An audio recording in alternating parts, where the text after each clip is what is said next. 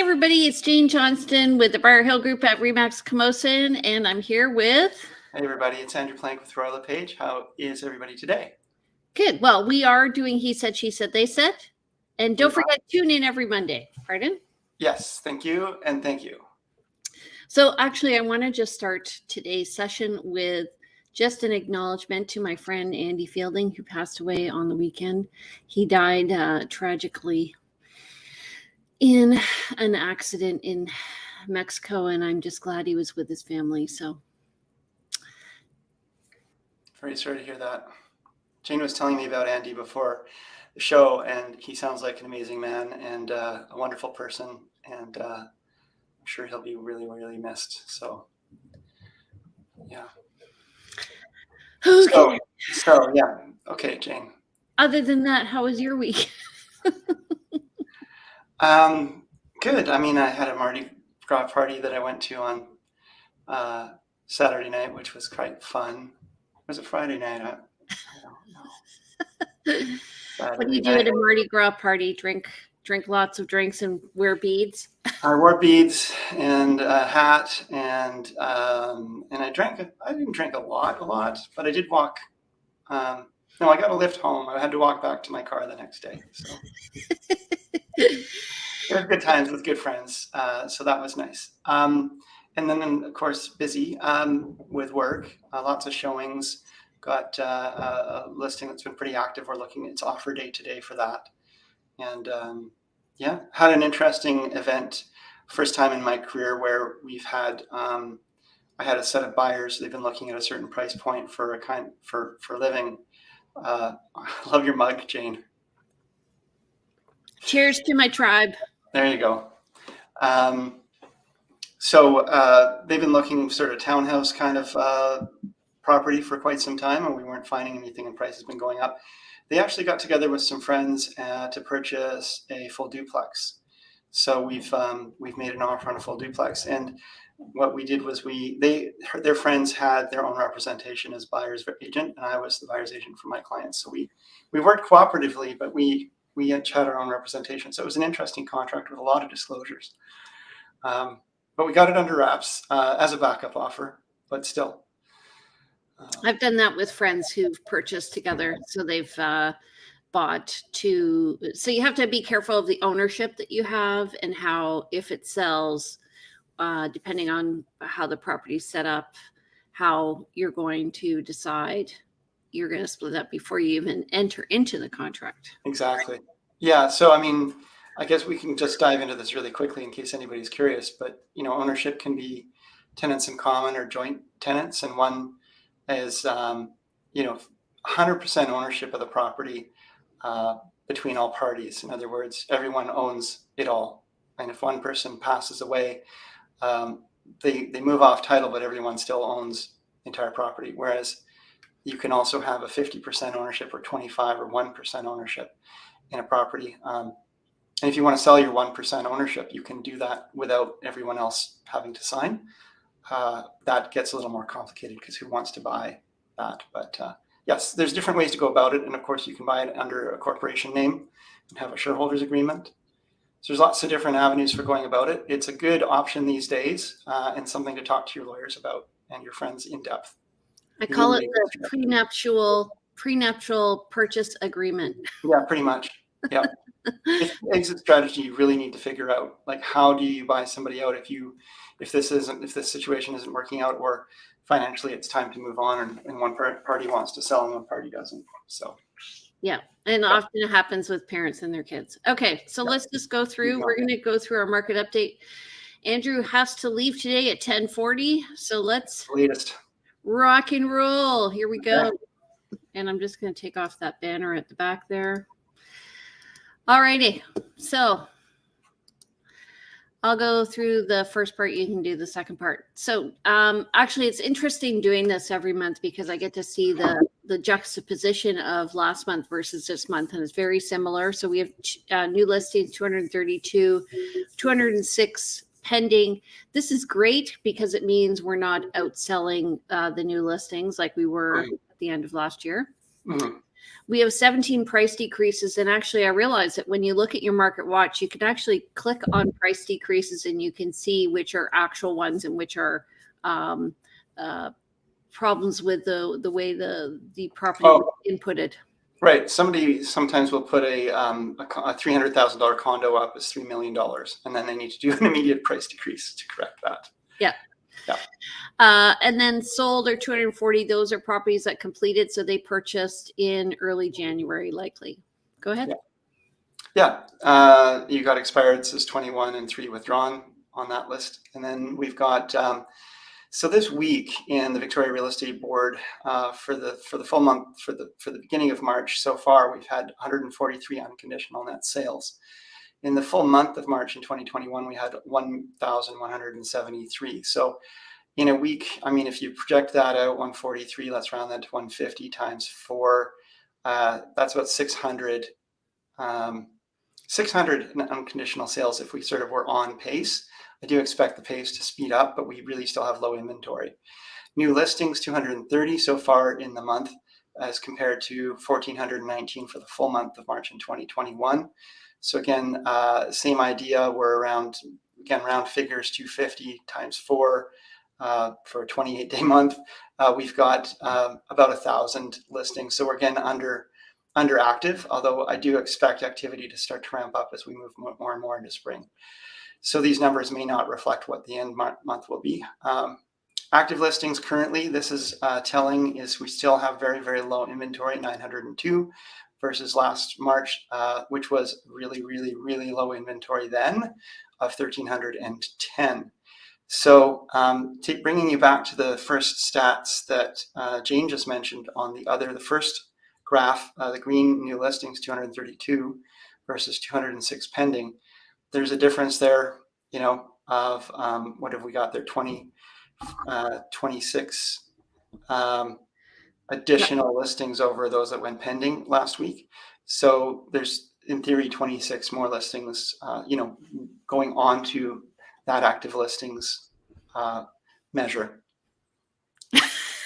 That was a long explanation, but it's true. And so I would say, like, we're at 60% essentially of where we were last year if we were to look at it as a whole month. And I do think that people do go away during March break and then they come back after they've spent time together and then they decide that they're going to then move. So I think the market will pick up in April.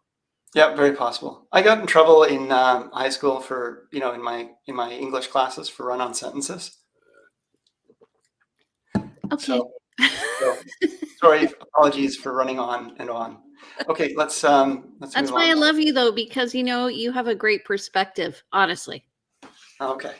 And I do love you. Feel free to chime in the comments, folks. I'm sorry, Andrew. Okay. Total active listings. So this is actually illustrating exactly what Andrew was saying. Like year over year, you can see we are way below normal. So normally we're about 2,200, 2,400, and we're just at 900, I would say. Yeah. And again, last year was really low. In a normal, like this. Okay. In this graph, in a normal span of years, you would see these humps as the different markets, as the spring market ramps up and so forth. They'd be more even across the board. So we would see humps every year. We would see these almost two humps. Yeah, you'd almost have two humps. You'll have a spring and a fall. But we're not seeing that the same way anymore. Maybe this is the new normal, but in a normal, span of years, you'll see the humps actually fairly even, fairly consistent, and you get a pattern that's pretty predictable. Yeah. So, and what he's saying, actually, you can sort of see here, you have a hump in the spring and then you have a hump in the fall. But what happened was the actual number of sales affected that curve. So that's why it looks like this. This is the end result. Yeah, that was actual, the last graph was actual listings on market, whereas this is the listings coming onto market and the sales happening. And this, between the two of them, will create that other past graph. But this graph really, it shows better the, the standard pattern. And this is where you're seeing the listings and the sales really coming close together. And so what that does is it will really, and especially in December, that's normal, pretty normal for list to sale ratio actually to be 1 to 1. But over the past 2 years, we've outsold in December. So that's why our inventory is low. And then we came in less strong than normal in January. Yeah. And we're still below where we normally are in February. Just want to comment on that. Usually even sales in December, so on and so forth. Most people, unless they have to sell, are not selling in December. They're choosing not to sell, but that is because, of course, Distraction. Distraction, yeah, and cold, and places don't show as well. But because the demand has been so high, and also because people are pretty aware, buyers are pretty aware that in the spring there tends to be a bump in pricing, that we've seen an extra push in December of people buying. I think that's a little bit abnormal. Well, also, I tell people if they're looking for deals, really November, anything after October is somebody who's motivated to sell. And so you're Yeah. likely, because their motivation is higher, you're likely to get a better deal. And I got a touch base from a realtor in January asking me, how did you get money off on that condo in December? Because we Yeah. bought it in December. Right. So was it originally overpriced and you got a, Yeah. yeah. Because I was going to say, in terms of getting a deal in this market, and even in December, you might find a more motivated buyer. But if you're competing against, 10 other, sorry, a more motivated seller, but if you're competing against 10 other buyers, you're not likely to be finding a deal, and the selection is more limited. But there is still more. There is generally, and in a typical year, more opportunity. And every time in every market we can sort of suss out stuff. But I don't think it's. I'm just finding it's hard to tell people you're going to find a deal in this market. Well, I agree, but you can get money off. But the thing is that who's selling in October, November, December, and it's usually people who are it's estate sales or Jane, my cat did something. Can you hear me? yes. Okay, I can't hear you. Oh, okay. I'll just keep going. You work on it. Okay, you take over the show for a bit. I'll try to get audio going. The cat was walking on my keyboard. Oh, okay. All right. So if we look at the sales to listing active ratio, so this relates to this graph right here. Just give me a thumbs up when you're back on. What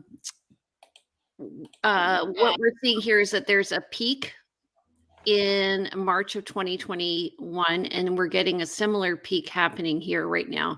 And the list to sale ratio is moved from around 90% up to 120%.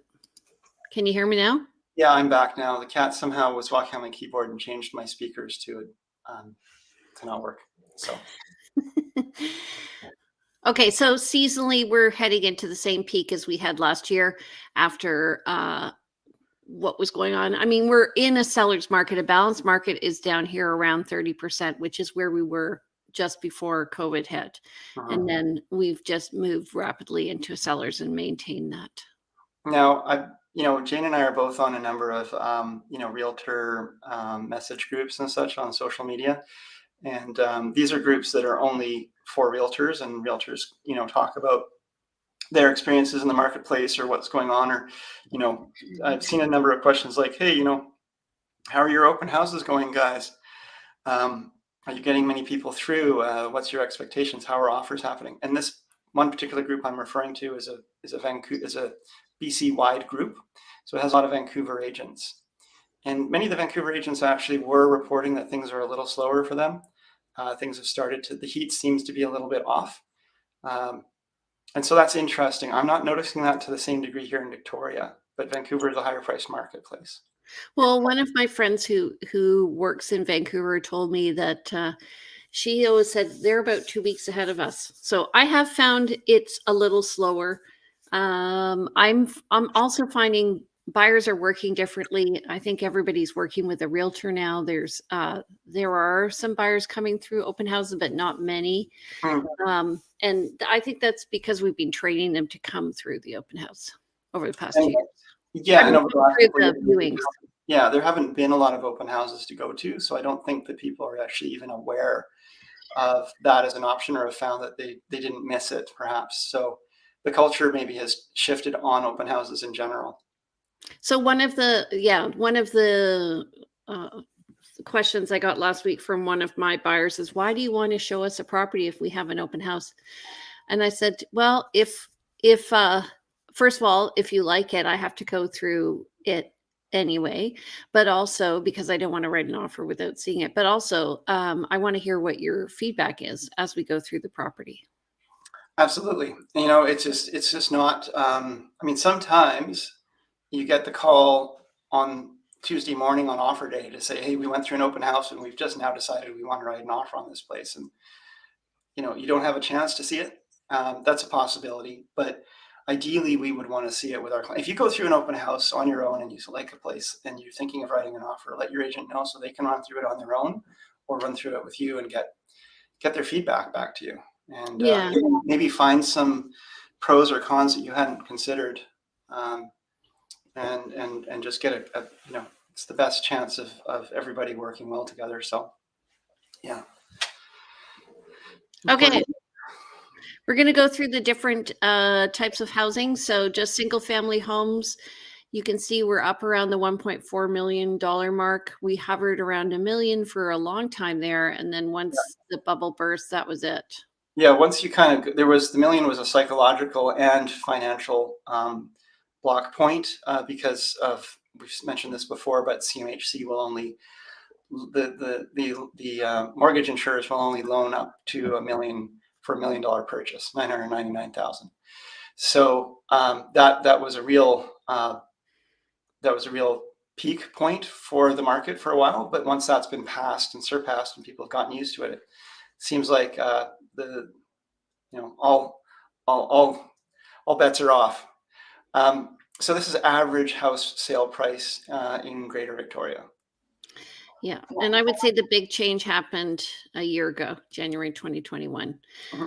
Condos are interesting. I have found it interesting that buyers are wanting a renovated condo now.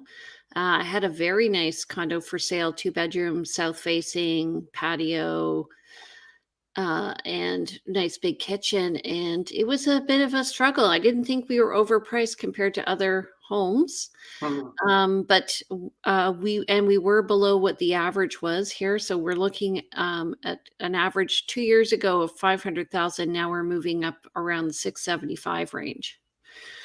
So, and it looks like it's leveling off. And I think that's because a lot of the inventory has passed through. Okay. Row townhouses. Right.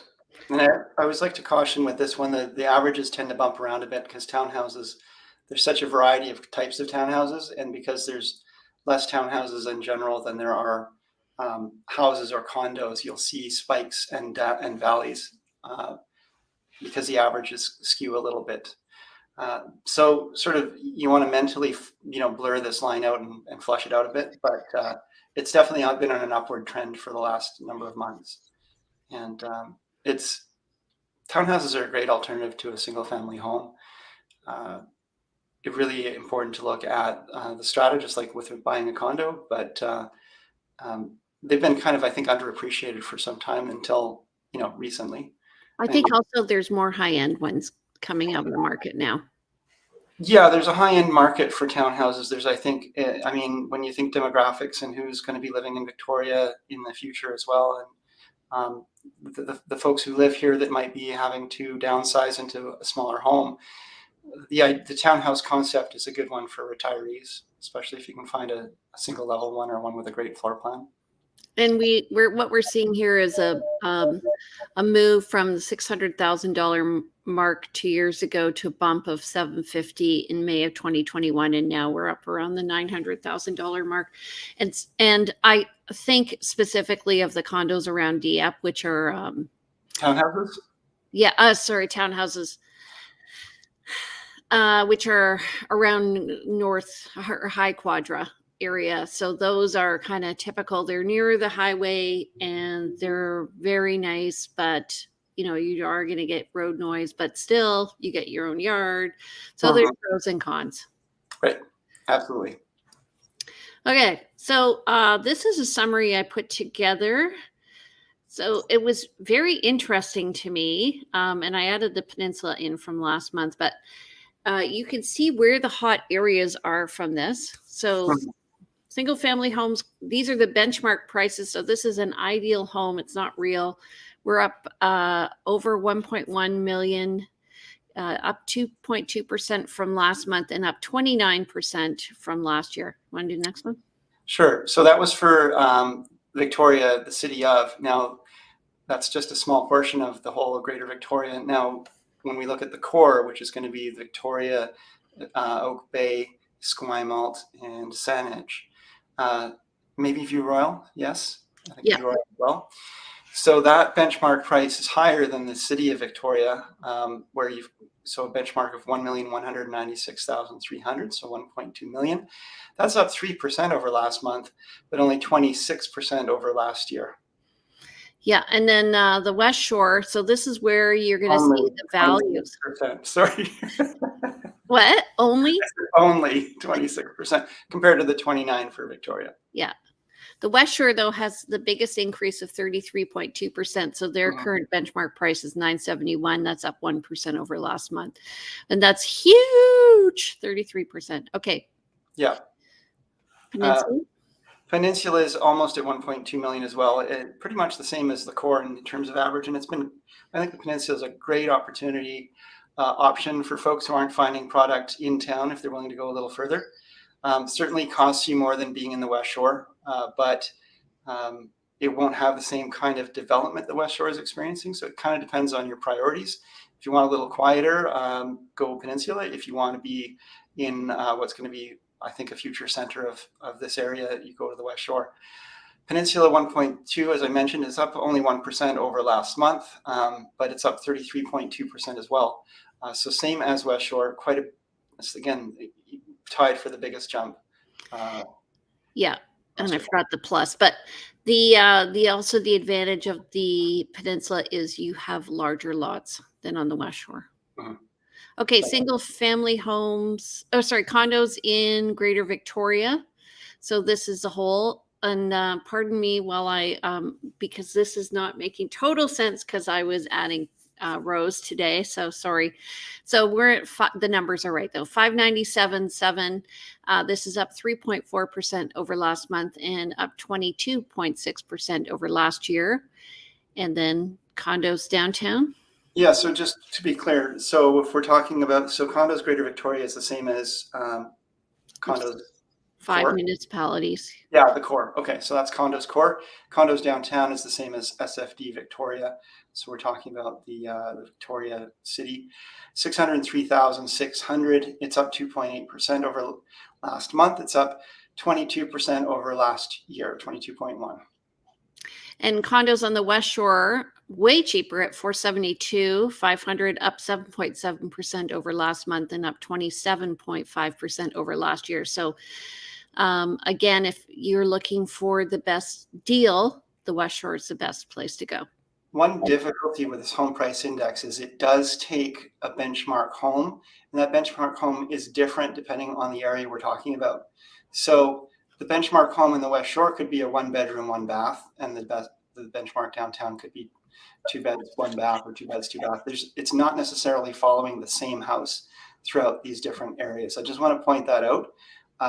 So when it's looking for the most typical, and it kind of creates an artificial home out of that, a virtual home, and then tracks its value, but it's going to be based on that area. Okay, so sorry, we were on West Shore now, or? I just want to give a good example of that. So it's rare to find a double car garage downtown, but you are going to find one on the West Shore. So this is a great example. Okay, yeah, so that benchmark home in the West Shore might have a double car garage.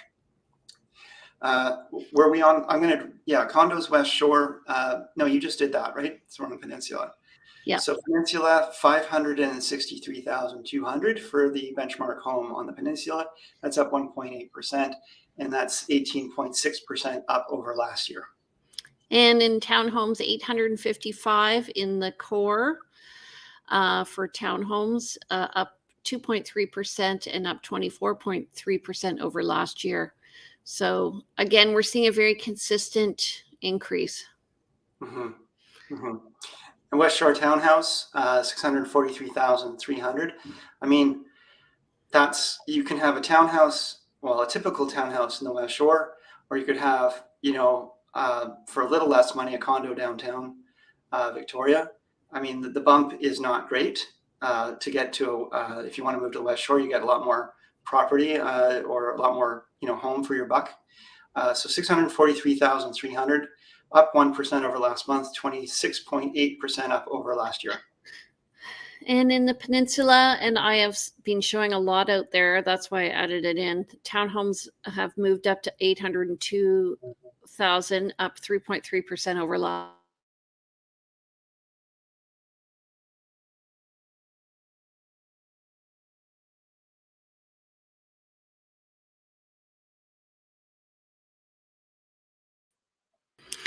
And we're back. There's a problem with StreamYard. So Oh, you had that too? I wasn't sure if it was just me. yeah. It was not my cat this time. Everything just went dead. So anyway, what we were going to say was basically there are 4 hot areas. So, and what we were finding, the last slide, what it will say is that we're finding the range actually increasing a bit. So whereas before we had a range of 200,000 or 300,000 in the different areas of actual, and what we were looking at was where the purchase prices were happening. We're seeing it widening a bit. So coming down a bit and going up a little higher. Yeah. Yeah. Which is probably indicative of having a little bit more inventory on market. And so that there's a wider spectrum of properties for people to buy. Yeah. Anyway, I want to just say thank you for being a good friend. Oh, thank you. Thank you. Yeah, don't go anywhere. Okay. All right, you guys. So don't forget to join us every Monday. We are here at 10 a.m. on He Said, She Said, They Said. There may be a name change coming. So we'll introduce that when that happens. Send your suggestions and maybe we'll send you a gift card or something if we choose your name. Good idea. Like a topic they want us to discuss? Topics or name suggestions for our little morning chats here. Okay, awesome. Great idea. All right. So Andrew, how do people reach us? Well, they can reach you, Jane, but no. They can reach me at 250-360-6106. Email me info@andrewplank.com, and my web address is andrewplank.com. And everyone likes to tell me I'm not as funny as I think I am, but it doesn't matter. I make little jokes for my own pleasure. So there you go. If I'm not funny, I find you funny. Okay, well, good. Funny, haha. Okay, and you can reach me. My name is Jane Johnston. My number is 250-744-0775. You can reach me at briarhillgroup@gmail.com. Or you can visit us at briarhillgroup.com. And all of these videos are housed at vancouverislandtime.com. And I just want to say, don't forget to subscribe. Boom. All right, everybody. Have a great week. And we'll see you next Monday at 10 a.m. Thanks, everybody. Thank you. See ya. See ya.